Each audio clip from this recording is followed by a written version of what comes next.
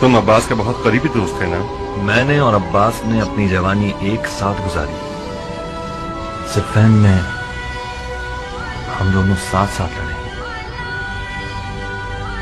एक ही खेमे में सोते थे और आधी आधी रात तक गुफ्तगू किया करते थे। अब्बास की आरज़ू थी कि इतना ताकतवर हो जाए कि जुल्फ़िकार अली का वारिस बन सके। वो मौला अली की तन्हाई को पूरे वजूद के साथ महसूस करता था। वो उस मकाम पर पहुंचना चाहता था कि जब मौला अली के बराबर में खड़ा हो जाए तो मौला अली कहें, अब मुझे लश्कर की जरूरत नहीं, अब्बास मेरे लिए लश्कर के बराबर है। उन दिनों हम दोनों बच्चे थे, किसी गिनती में न थे। अब्बास इस बात पर बहुत नाराज था, बिलाखिर बर्दाश्त न कर सका।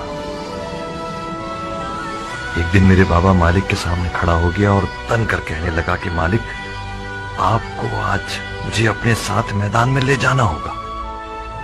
बाबा मुस्कुराए। अब्बास को मजीद गुस्सा आया और शेर की तरह गुर्राया कि मालिक, आप समझते हैं कि मैं कमतर हूं?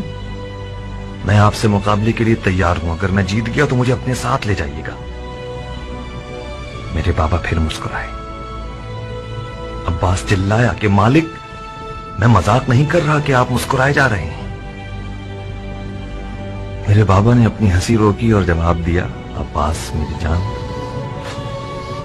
मैं जानता हूं कि तुम बहुत अच्छा लड़ते हो, मगर तुम कमर बनी हाशिम हो। तुम्हें सिर्फ फैन की स्याह रातों पर चमकना होगा ताकि वो चांदनी रातें बच जाएं।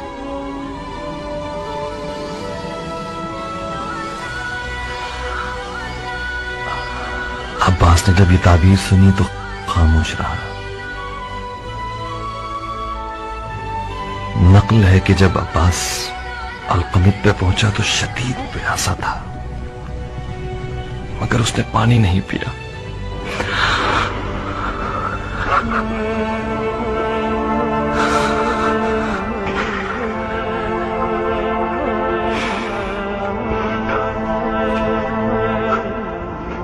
एक रात अब्बास पसीने में नहाया हुआ नींद से घबरा के उठा, बार बार अपने हाथों को और मुझे देखता था। मैंने पूछा, कोई ख्वाब देख लिया? उसने कहा, हाँ। मैंने पूछा, क्या ख्वाब देखा? टूटती हुई सांसों में मुझे जवाब दिया, इब्राहिम, मैंने ख्वाब में देखा कि मेरे हाथ नहीं है, मेरे हाथ खो गए थे। मैं अपने हाथों को ढूंढ रहा था कि अचानक मैंने गिद्ध के जैसा एक परिंदा देखा जिसकी चोंच में मेरे हाथ थे। वो मेरे हाथों को खाना चाहता था। मैंने उसे पत्थर से मारना चाहा, मगर मुझे ख्याल आया कि मेरे पास तो पत्थर उठाने के लिए हाथ नहीं।